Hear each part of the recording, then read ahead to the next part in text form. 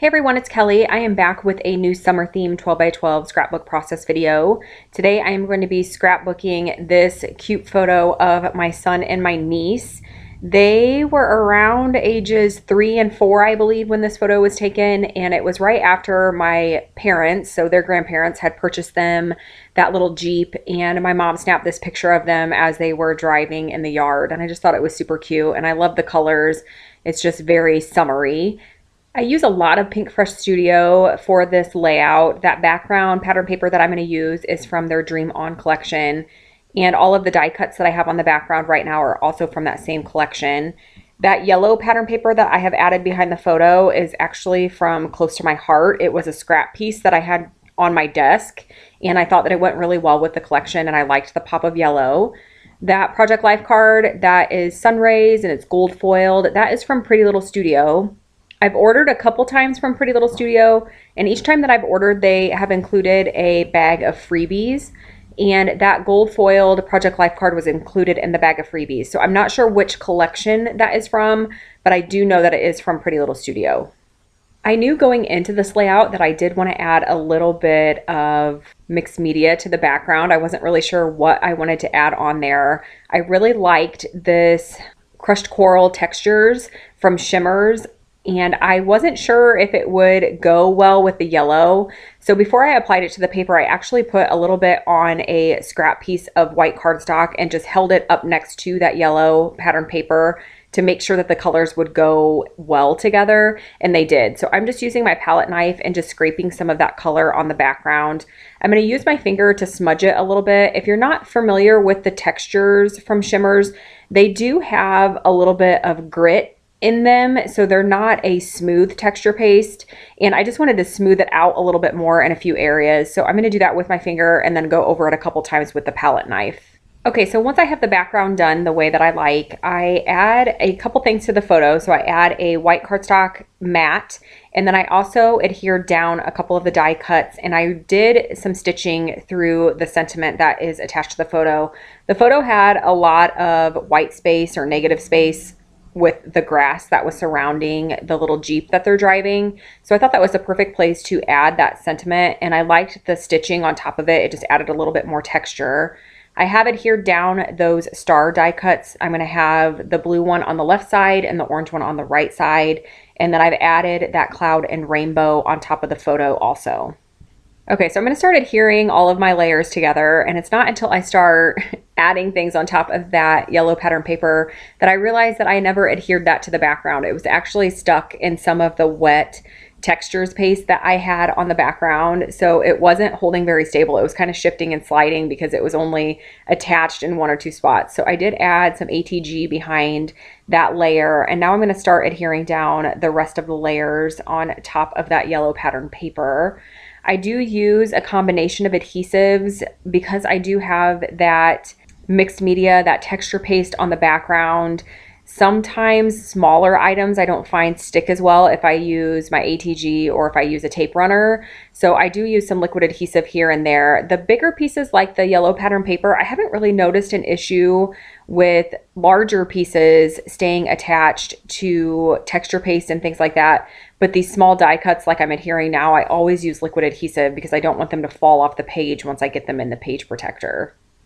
Now I'm fairly new to the ATG adhesive. I just got that ATG gun for Christmas last year, and I have been using it more and more. It took a little while for me to get used to the size of it, but I really like the adhesive. I find that it is much stronger than the smaller tape runners, and I'm definitely hooked on it. I don't know if I would ever want to go back to a tape runner for my go-to adhesive. I still use it here and there. Sometimes it's a little easier to grab because the tape runners are a lot smaller than the ATG, but the ATG adhesive is really, really nice. If you don't have an ATG gun and you're thinking about making the investment, I would strongly recommend it. I think that it is fantastic adhesive, and once you get used to the size of the gun, it's really easy to use.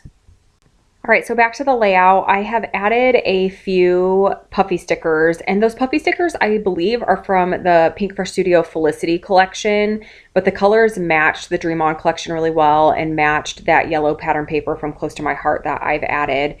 Now this washi tape, I really wanted to try to find a way to use it. I liked the text, and I can't tell you off the top of my head what it said, but it had to do with being outside and it fit the photo really well, but I had a hard time finding a place to put it. I really wanted to put it underneath the photo, but because that edge of the vellum that I added behind the photo was hanging down a little bit lower, part of the text on the washi was getting covered, and you couldn't read what it said. So I felt like that was kind of defeating the purpose of using it. And I didn't want to cut off that vellum because I really liked that added texture that torn spot added right underneath the photo.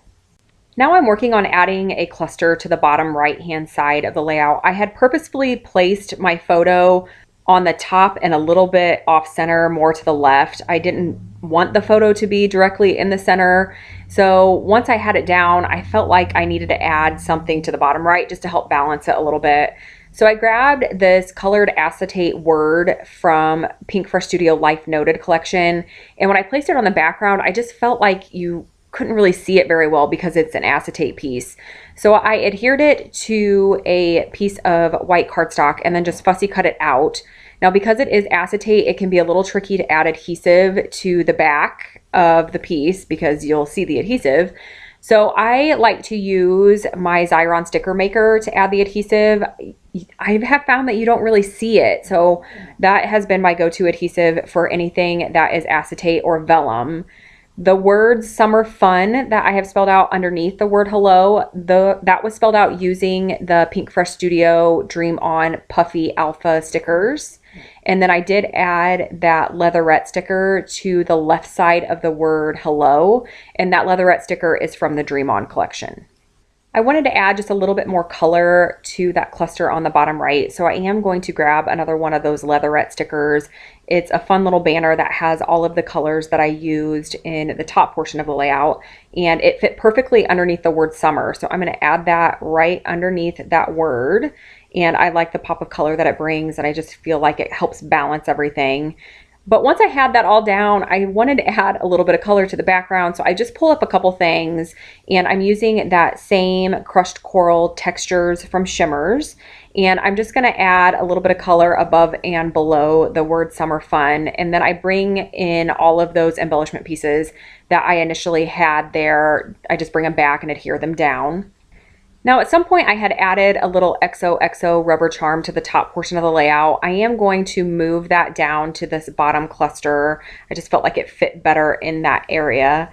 And I did add some stitching through that acetate word hello, and then also through summer fun, which I'm going to bring the layout a little closer to the camera so you can see that detail. And that wraps it up for this layout. I am going to bring in some still shots. I do have one more summer project that I want to share before I move on to my fall and Halloween projects. It is a summer 4x4 mini album that I made for a trip that we took to Chicago. So I'm hoping to get that recorded today and maybe have it up either early next week or maybe even at some point this weekend. And then I'll be able to move on to my fall and Halloween projects, which are my favorite projects to scrapbook. It's my favorite season and my favorite time of year. So I'm really looking forward to getting those started.